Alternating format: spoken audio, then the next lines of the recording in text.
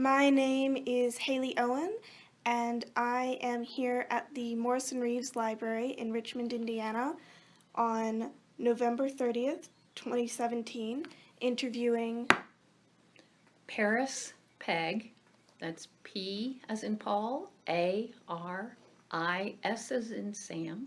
Peg is P as in Paul, E-G-G. Thank You. And what is your date of birth? I was born on March 23rd, 1954. Also March. Oh, yay. Um, and where were you born? I was born in Tipton, Indiana, which is a small town just north of Indianapolis, Okay, about 45 miles. cool. How long have you lived in Richmond? I've lived in Richmond just over 6 years. So I'm not a lifelong resident, but I've been here for a little while. Mm-hmm. So, when you were growing up as a child, can you describe one of your favorite places? One of my favorite places growing up was probably my home. I grew up on a farm. I had 9 siblings. So we just spent a lot of time out in the fields and, in the pastures, and just that was probably, and we didn't really go anyplace else. So, we didn't travel a lot. There was just not, we didn't have the resources for that. So we entertained ourselves at home, and it was very pleasant. One of my favorite places. Do you remember any games that you played as a child? Well, we played a lot of hide and seek and tag and things like that. A lot of imaginary things that we would entertain ourselves with.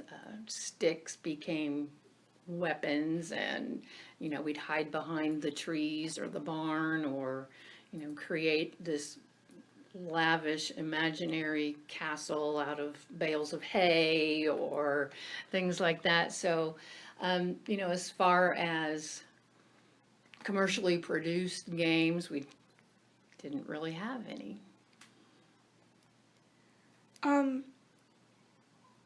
So you said you moved here about 6 years ago. Mm-hmm. In the past 6 years, have you noticed Richmond changing? And if so, how? Actually, I have. When I first came to Richmond, they were just in the beginning stages of trying to change the mindset, I think, of people who lived here. And I think that stemmed from so many changes in the economy and the in manufacturing, and all of the ways that Richmond prospered that seemed to be disappearing. And it created, at least from my perspective, it created a really negative environment, because people, especially those who had been here for many, many years and had experienced Richmond when it was prosperous and when there was a lot of manufacturing and, a more booming economy, it felt like to me that people started to become really bitter about all of the things that were gone. We don't have all of these things anymore, and the manufacturing is gone, and the stores are gone, and there was a real focus on the negative things.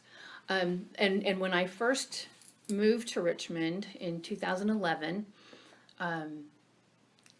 there were the beginnings of small groups of people really trying to spin that and convince people to focus on the positive things. Which is it was really easy for me because I hadn't experienced Richmond in any other way.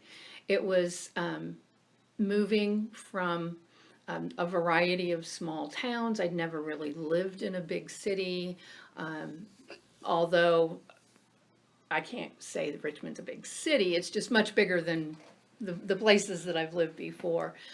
Although I did, prior to moving to Richmond, I worked in Noblesville and Fishers, which is, those are both communities that are very fast growing. They have, Where are they? Noblesville and Fishers are both just north of Indianapolis in Hamilton County, and Hamilton County is the fastest growing county in the state, and probably has the largest economy, the biggest tax base.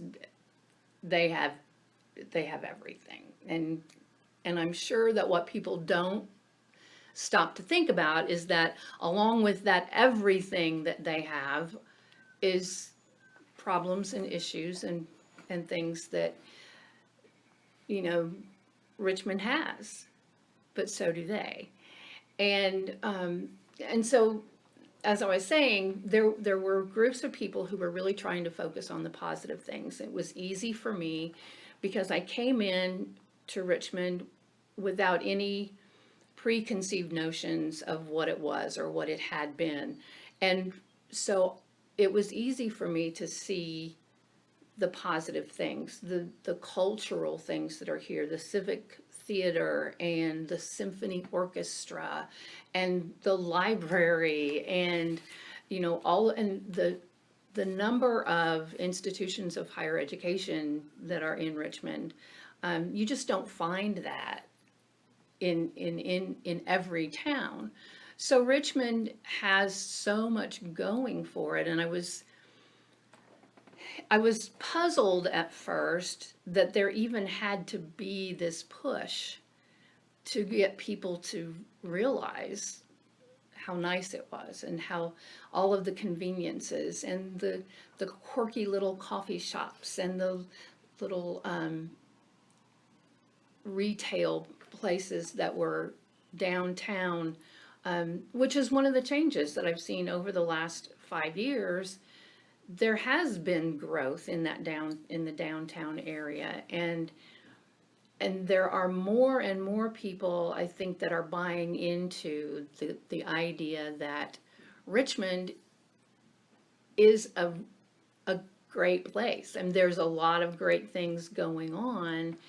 If you focus on those, that's obviously not going to eliminate the fact that there are drug problems and there are crime issues, and yes, those things exist, but we can't allow those things to define what Richmond is. Those things have become major issues across the whole state, across the nation.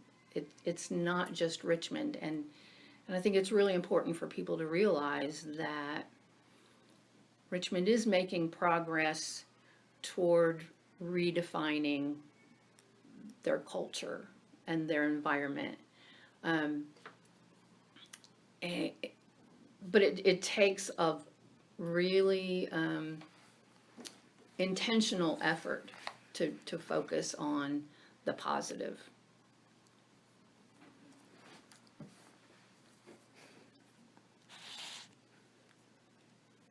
Thank you. You're welcome. So, when you were a child growing up, do you remember how you and your family participated in your local community? In the community where I grew up, Yes. I can remember that as a child, being from a large family and also being from a very small town, everyone knew who we were. Probably our biggest contribution to the community as a family was our participation in church. And, going to church every Sunday, and the pew that was basically reserved just for the family. And people would comment that they looked forward to us coming in, and all of us marching in and sitting down.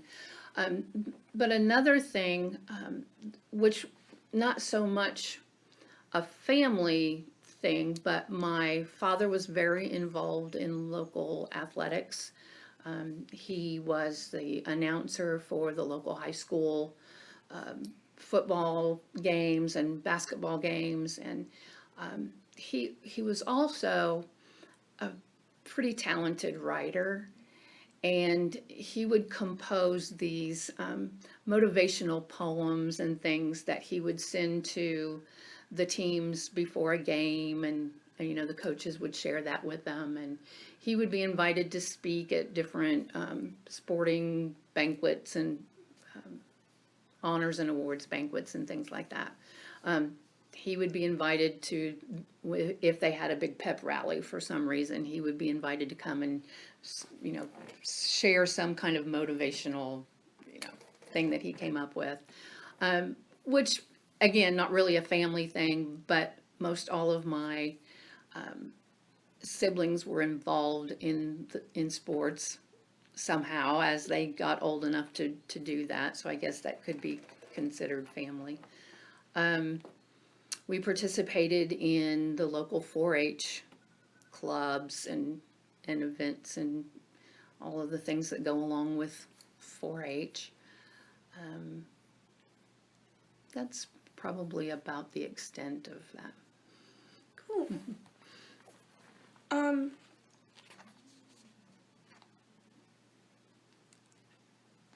So those types of community involvement, do you see or do you participate in that type of thing going on now here in Richmond? Or do you see a difference in that here? Well, there's a difference, but that I think is due to the fact that we're talking a difference of a whole bunch of years that have passed from the time that I was a child and being involved in those kinds of things. It's hard for me to say now because I don't have those kinds of connections as much with the school system.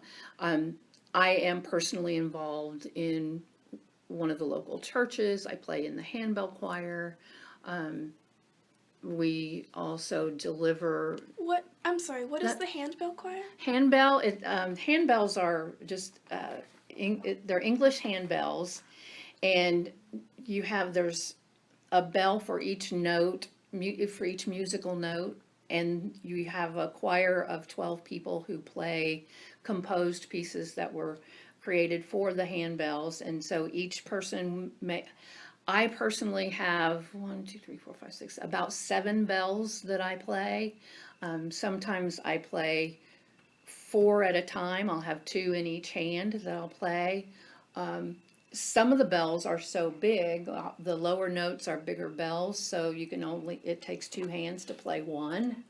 So they're just musical percussion instruments that we play, handbells.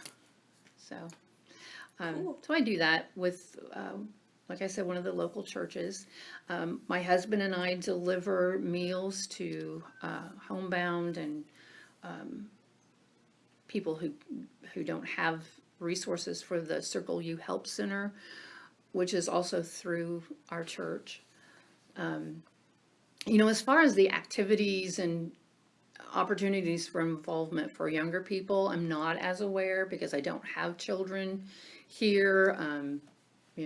I have grown children who don't live in Richmond because they have never been a part of this community. Like I said, I've only been here for 6 years, and my children have been grown much longer than that.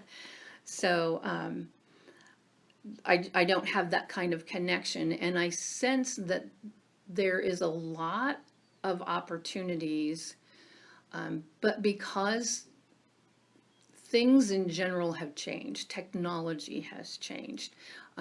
Young people are more involved in electronic stimulation than going out and using your imagination and playing with sticks in the pasture.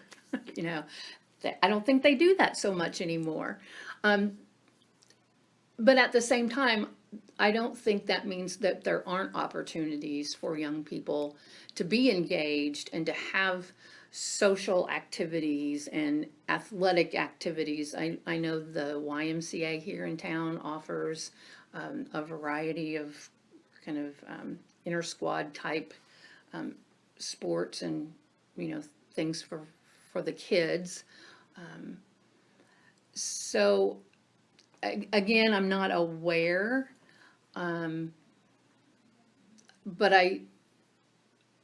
from what I know from just hearing other people and being involved in other conversations, there really is a lot out there. You just have to find what you're interested in and pursue that.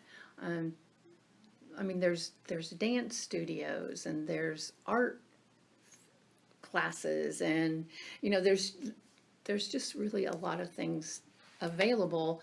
I think what happens a lot of times, and it happens again everywhere you go, not just in Richmond, but because people don't know about it, they think it doesn't exist. Instead of putting a little effort into exploring and finding out what's there. It always amazes me the things that I discover that I didn't know existed.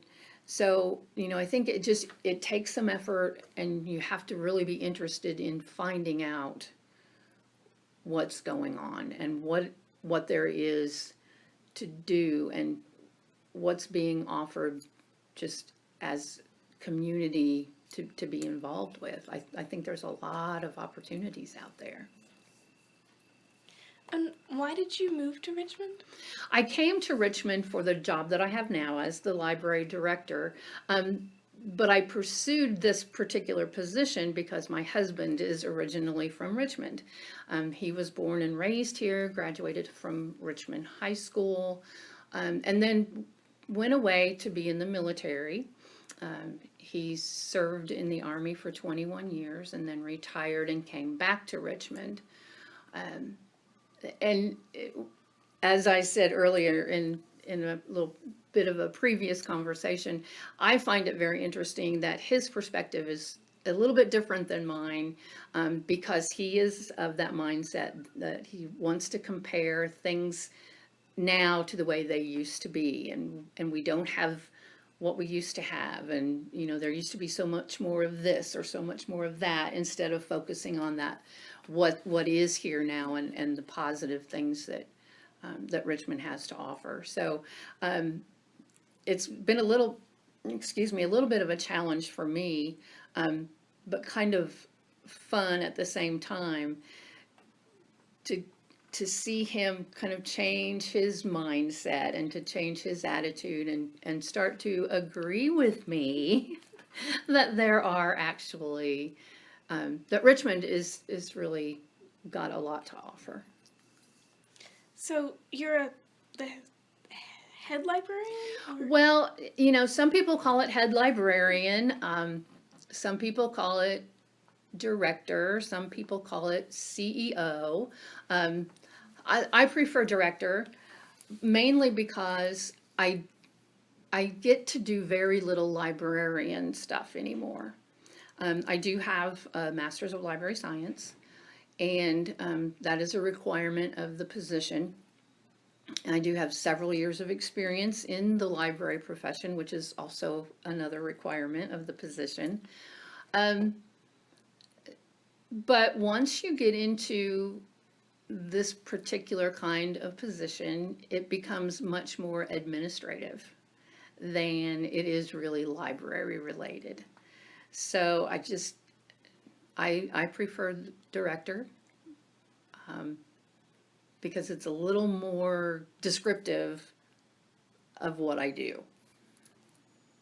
Can you talk just a little bit about the library system here in Richmond? Oh, absolutely. We have a fabulous library. I'm not the least bit prejudiced or biased. It's true. Um, Morrison Reeves Library is the second oldest library in the state of Indiana. We celebrated 150 years in 2014. So we're 153 years old. And interestingly enough, I am only the fifth director in that whole time span of 153 years. The one of the directors that was here when this building was built in 1974, 75, somewhere in there, was the director for 40 years. Then my predecessor was here for 26 years. And I have no intention of being here that long. I would be happy to live that long. But I am glad that I'm here. I do love this library. We serve all of Wayne Township, which is the Richmond city proper. Wayne County actually has 5 independent library systems. And so we serve just the Richmond city proper, and then also by a contract agreement with some of the other townships in the county who didn't have library service, we provide library service for them as well. That makes our service population just over 50,000 people, and we are working very hard on increasing the percentage of those people who actually have library cards. I was really very excited. Today I got to deliver my first class of Richmond Community School students electronic access cards, so that they will have access to all of our electronic resources, including our downloadable books through our Overdrive consortium. And at the same time, there's no liability because nothing will become overdue. They won't check things out that could be lost or damaged and then have to be replaced and paid for. So the electronic access card, this is new for us. It's not new in the library world. There are a lot of other library systems who offer this kind of thing, but it's new for us and we're excited about it. So we started with this, it's an early college class at Hibbard, and we issued those electronic access cards. This is kind of our little pilot program. So hopefully that's something that we can build on and eventually offer to all of the Richmond Community School students who would like to have electronic access to our resources. That sounds awesome. I was really excited about it. We've recently gone through a couple of renovation projects. We moved all of our audiovisual materials to the main floor after the area that it is now currently in was renovated. We put down new carpet. We created a special teen space just for teenagers with a gaming system and comfy furniture. And then all of the reference material was moved to the lower level after it was renovated to create a really nice, inviting, quiet study space. We have 2 study rooms that can hold 3 or 4 people. We have a couple of individual study spaces, but the environment and the atmosphere of that whole area is just really conducive to studying and quiet reading, or being contemplative. And so we're really excited about that. Now the last phase, the last project for this particular part of our renovation is back on the main level again, with what we're going to call our popular materials area. And again, some new carpet, some new furniture, and then putting our new books and some of the more popular materials in that area for people to have easy access to. Cool. What qualifies as popular materials? Good question. That's a great question. It's usually what we call things that are like on the bestseller lists.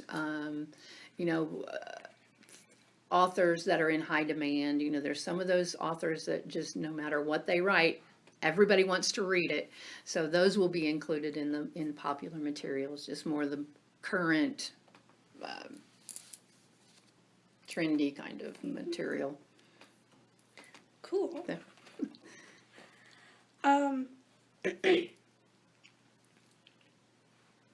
Oh, actually, just a quick follow-up question. What is your favorite genre of books to read? I like the kind of not really mysteries, but just suspenseful kinds of fiction, which I don't ever have time to read because then most of my time the reading material that I read most of all is either professional journals or things like that. That's not my favorite. It's not, when I have time to just sit down and read something, it's suspense, kind of thriller, but yeah. And why did you first decide to go into library sciences? Well, I kind of hate to talk about it. It's okay, you don't have to. No, I don't mean it that way. I was never driven to be a librarian. It was not my lifelong goal to become a librarian. It was really out of necessity. I was a single parent. I needed a job. My background, my undergraduate degree is in elementary education. So when I was looking for a job, it was very difficult for me because my degree was from a school in Indiana, but I was never licensed to teach in Indiana. So I moved away and I had some teaching experience, but when I came back to Indiana, I could not be licensed to teach without a master's degree. I didn't have money to get a master's degree. I needed a job. I couldn't afford to go back to school right then. So I became the director of a child care ministry. I taught preschool. I did that for a while. And then my local library had a position open for a children's librarian, which, because of the size of the library, did not require a master's degree. And they were especially looking for someone with an education degree that could offer age-appropriate activities and understood working with children. And so I got that job in my hometown library. Fell in love with it. I was still trying to come up with a way to get back into the schools. So when I finally went back to school to get my master's degree, I was going to get a library science degree with a school librarian or media specialist certification so that I could use that to get back into the school system. I did my internship for that degree in a school library, and that's all it took for me to decide I didn't really want to do that. Public libraries really had a hook in me by then, because it was a way for me to satisfy my servant heart and be able to help other people,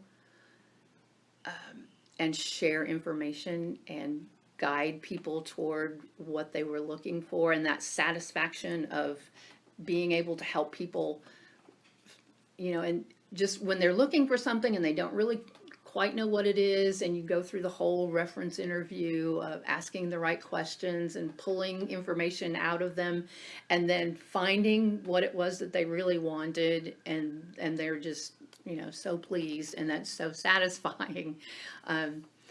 So public library just kind of hooked me in at that point, and I've just gone on from there to starting as a children's librarian and going into being the director of a very small library in Ohio, to being the branch manager of a much larger system in northern Kentucky, then going to Hamilton County back here in Indiana as an assistant director before I came to Richmond to be the director here. Cool.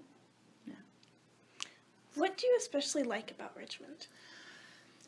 What I especially like is going to be really hard for me to say because of all the construction that's going on right now at this particular point in time. But that aside, what I really like is that there is so much to do and it's so convenient to get to. You just don't have the traffic or the long lines of waiting to get in someplace and like I said before, there's civic theater and there's the symphony orchestra and there's high school sporting events and all of those you can get to in just a matter of a few minutes. You don't have to drive. I will say that my experience with being a branch manager in northern Kentucky was horrible. My daughter still lives in northern Kentucky, and you just can't go from one place to another in less than 30 minutes. There's so much traffic, and it's so spread out, and it's just sprawling. But Richmond is exciting to me because it's all so close by and so convenient, and you have the larger stores but you also have the small eclectic places, and they're all in just such close vicinity and so easy to get to, and at the same time you're an hour away from Indianapolis or Cincinnati or Dayton if you really want something that's bigger than Richmond. But there's really no need. It's all right here. I just love it. What do you wish was different about Richmond? I think for me, having lived here only 6 years, I would really like to see an attitude change. I just really would like for the people here have been great. I mean, I have met some wonderful, wonderful people, friendly and helpful, but at the same time, there's just this pervasive negativity that if I could change anything, that would be it. That would be the thing. What do you think it would take to make that happen? Well, I'm not sure. I certainly think we're headed in the right direction. I think it would just take a lot of people being very persistent and realizing that nothing will change overnight. But that if we all continue to focus on the positive and create that welcoming, positive atmosphere, then maybe it will snowball and feed on itself and just get bigger and bigger, and until at some point you realize that the negativity is gone. I don't know. That's probably wishful thinking, but it would be nice. So, if you were in charge of Richmond, let's my. just say, That's a scary thought. Okay.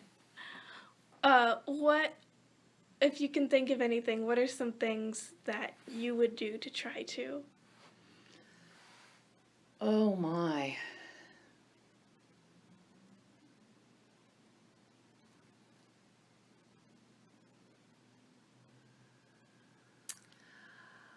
I really don't know how to answer that. That's a little beyond my mental capacity. For instance, would you change anything about the roads? Well, okay, I'll say this about the roads. It's a necessary evil. They had to be repaired. And when they're done, they'll be fabulous. So, you know, I really think that there are a lot of good things being done, and a lot of plans for better things. With the Stellar Communities grant that Richmond got recently, a few years ago, and plans to put in bike paths and pedestrian, improve pedestrian traffic between the downtown and the Depot District and the universities. I think Earlham College is so conveniently located, and to connect and make sure that that's connected, and that there are ways for the students in the city to work together, and just so that the students have the opportunity to take advantage of all of the things that are here.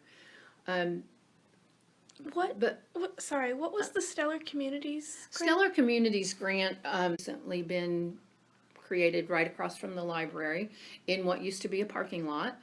So now it's half parking lot and half park, plaza, green space, with water fountains and fun things.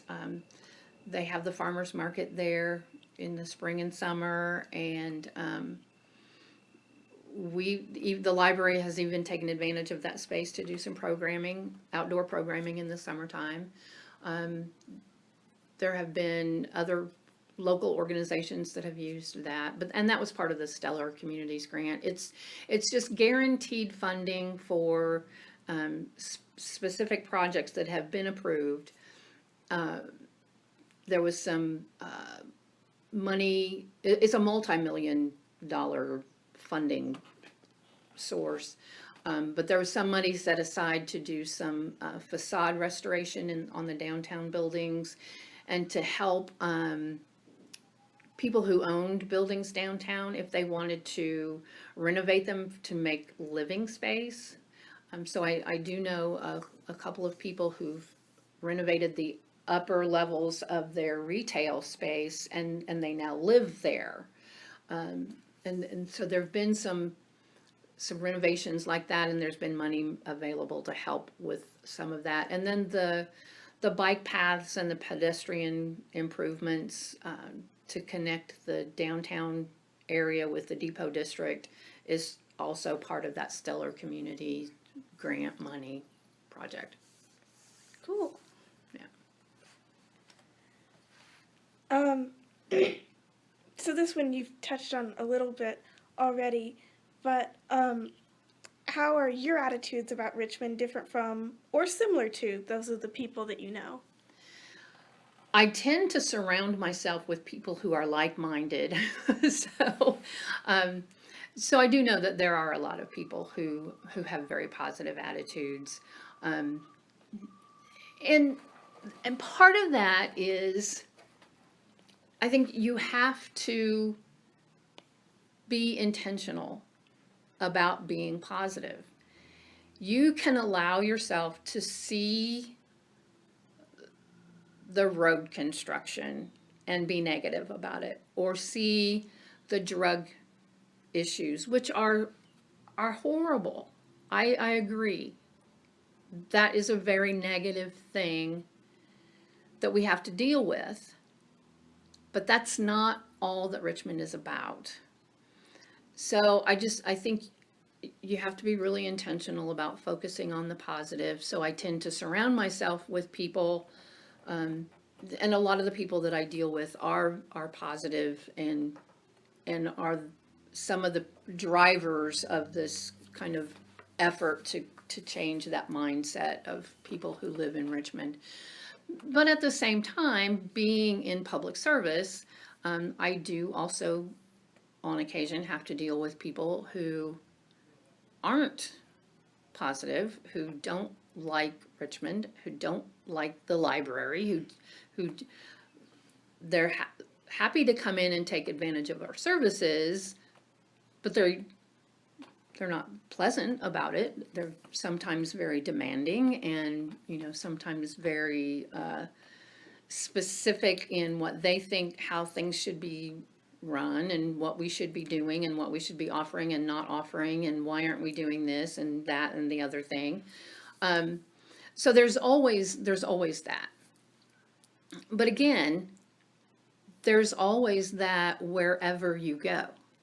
Richmond is not immune from that, but at the same time, it's not just, oh, Richmond is so horrible, I need to go somewhere else, because you go somewhere else and you're going to find the same thing if that's what you're looking for. So if you look for the positive and the good things, you're going to find them because they're here.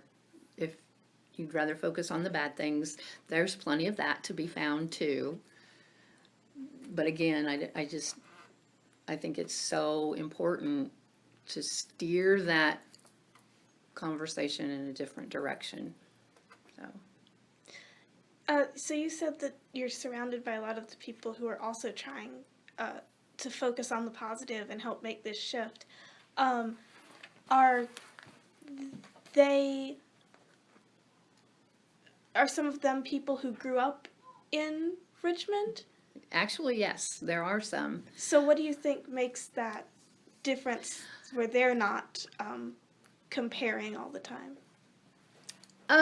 I think maybe it has to do with just the ability to accept a different perspective. Or maybe it's because they've had more opportunities to experience, they maybe were born and raised here and have lived here all their lives, but they've been given opportunities to experience other places. And I think that's really a really important piece too, is that if you are born and raised in a place and you don't ever have an opportunity to experience anything else, whether that's through going to college or working in a different community or moving away and coming back, if that community where you were born and raised is all you know, it sometimes is harder to see that it can be better, and that there are things that it's not like it used to be, but it can be better. There's a lot of things that we don't have anymore, but we have so many other things that we didn't used to have. And I think that's just a harder shift to make if you've not ever had any other outside experiences.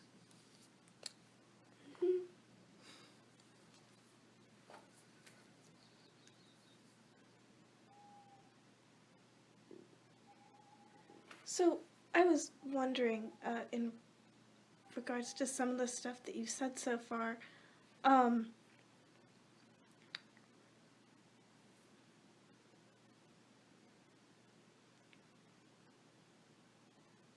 sorry, I don't know how. Maybe could you just talk a little bit more about the things that you really enjoy about Richmond? Or like anything in specific, like events or Okay. experience, or like a story that might. I don't have a lot of stories. But I can try to be a little more specific. And I will start with the community events like the parades that Richmond has. Holiday parade coming up. I know they have a moonlight parade in September, I believe. Veterans Parade, which unfortunately this year was canceled because of the road construction. but each one of those celebrates an aspect of life in Richmond. And it brings together so many people, and I just love the fact that there are ways to celebrate those different, different aspects. The Winter Meltdown Festival. I don't know exactly what it's called. I don't remember the meltdown, when the ice carvers come in Right. and they have ice fights, and they set up ice sculptures up and down Main Street in the businesses, and they just create, and again, just celebrating a different art form, and bringing a different experience to the people who live in Richmond. I think that's just a great thing. The fact, okay, civic theater, local people performing amazing, make productions of well-known theater plays and musicals, and it's local talent, and it's amazing that just from the people who live here, and are willing to share that for others to be entertained. And it's, to me, it's just it's another wonderful thing that I love about Richmond, is that there are talented people who are willing to put all that time and effort into doing something that I can sit and enjoy and not have to do. Civic Hall at the high school has a series of programs where they actually bring in really well-known talent from outside of Richmond, that I don't have to go to Indianapolis or Cincinnati or Dayton. It's right here in Richmond. The Richmond Symphony Orchestra, another highly talented group of people that are just willing to share their talent and perform for my entertainment. Not that it's all for me, but and it's right here. It's just amazing. There's also the sports side of it with the collegiate league. There used to be, years before I came to Richmond, they had the Richmond Roosters, and they played baseball at McBride Stadium. And then it was the Richmond River Rats, and they were here for a few seasons, and then the last year or two it's been the Richmond Jazz. But there's that, for those people who are interested in the sports part of it, they have those things for people to attend. And so I'm trying to think what Do you remember, like, either when you were deciding to apply for this specific position, or maybe like right when you first moved here, a moment when you like started to realize how great Richmond is? Well, I don't know that I can recall a particular moment. I do know that I visited Richmond pretty regularly before I actually moved here. And it was so very comfortable for me, because it was small enough that it's not overwhelming or intimidating, but big enough that there's all manner of things to choose to do.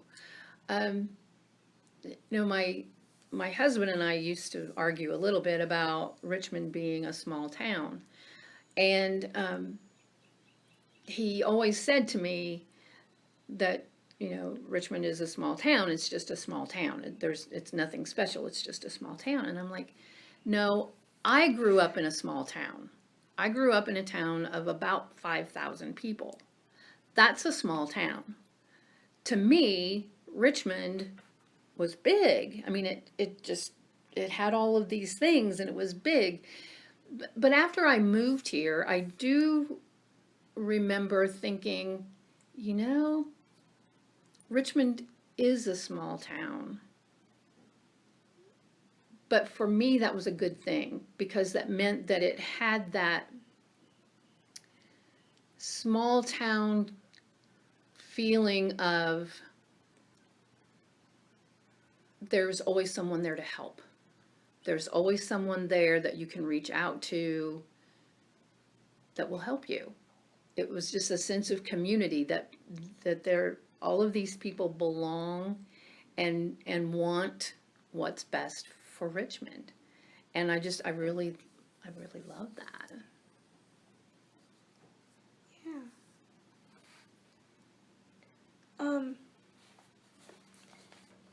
How do you think that living in Richmond has influenced who you are? Living in Richmond has influenced who I am. I feel like I'm like in an interview, you repeat the question so you can. I'm really trying to think of my answer because it has influenced me somewhat. Now, I will say that having only lived here 6 years, it hasn't impacted me greatly. And being older when I moved to Richmond, I was pretty set in my ways when I got here. But it has helped me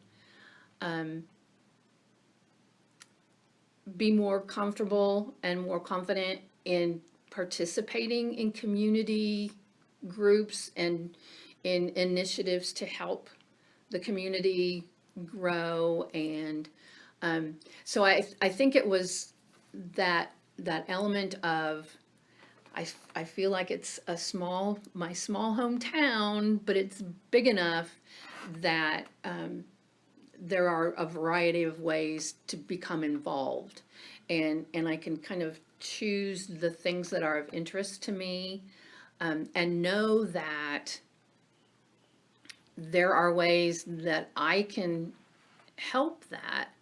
And again, big enough that I can pick and choose, but small enough, I'm going to go back, big enough that there are a lot of people who can help drive the direction that Richmond goes. It's not so small that it's just a handful of people who do everything. So it's big enough that a lot of people can be involved according to their interest. But small enough that I personally feel like I can have some impact. And so it's given me more confidence and being more comfortable with actually being involved in the community and doing things to help, and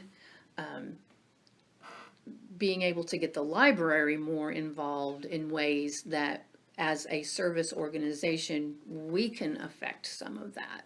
So Do you have any final thoughts you would like to share?